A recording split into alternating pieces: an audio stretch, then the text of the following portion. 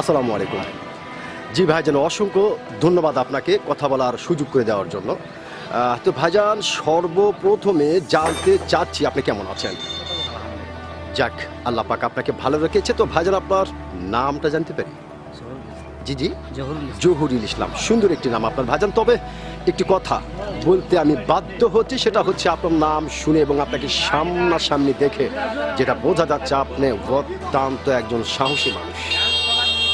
সত্যি ভাইজানটা কিন্তু আপনাকে দেখেই বোঝা যাচ্ছে। তো ভাইজান, যেহেতু আপনি বাংলাদেশের একজন সচেতন নাগরিক এবং বাংলাদেশের একজন সাহসী মানুষ, সেই ক্ষেত্রে এই বিষয়টি আপনার কাছ থেকে জানতে চাচ্ছি যে আমাদের বাংলাদেশে একটি নির্বাচন হয়ে যাবার পরে নতুন করে বিএনপি সরকার গঠন করলো। তো আমাদের বাংলাদেশে হাজারো সমস্যা, লক্ষ সমস্যা, এত সমস্যার ভিতরে কোন সমস্যাটি সবচেয়ে আপনার জরুরি বলে মনে হয় যে এই সমস্যাটা নতুন সরকার সমাধান করবে? এটা আমাদের আলুর বাজার।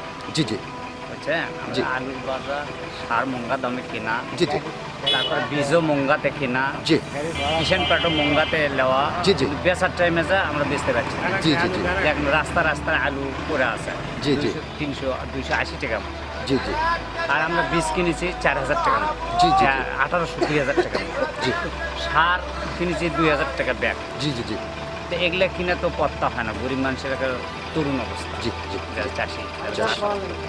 জি জি সারের দাম কমান লাগবে, তারপরে আলু রপ্তানি করা লাগবে বাইরের জি, জি। দেশে। এটা যেন সরকার একটু লক্ষ্য রাখে। হ্যাঁ, ইম্পোর্টের দিকে জি, যদি জি। ইম্পোর্ট করে হয়তো কৃষকেরা ব্যস্ত। বাঁচতে পারবে। অসংখ্য ধন্যবাদ ভাইজান আপনাকে। আপনি অত্যন্ত গুরুত্বপূর্ণ একটি বিষয় আলোচনা করেছেন। একটা কথা আছে যে কৃষক বা কৃষি বাঁচলে দেশ বাঁচবে, এটা একটি কথা আছে। তো আপনি আমি আশা করব আপনার এই গুরুত্বপূর্ণ কথাটি নতুন সরকার গুরুত্বপূর্ণভাবেই আমলে নেবে। অসংখ্য ধন্যবাদ আপনাকে। আসসালামু আলাইকুম।